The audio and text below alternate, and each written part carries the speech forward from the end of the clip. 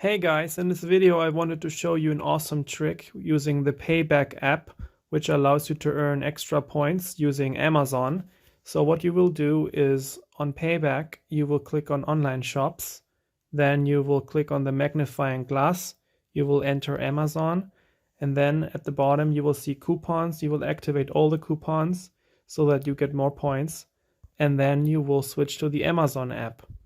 Once you're there, you're able to just pick any product and buy it as you normally would. Also, if you switch out of the app and then click on an Amazon link, it will redirect to the app itself, and then you can also buy the product.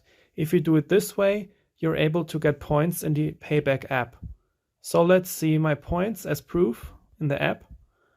I go back and go to my points at the top. I receive points from Amazon. So there you go. The Amazon points, however, are only active after a certain amount of time. They're still in rounded brackets. So if you click it, it will say that after March 6th, 2024, the points will be available. So I hope you liked the video. This is literally free money.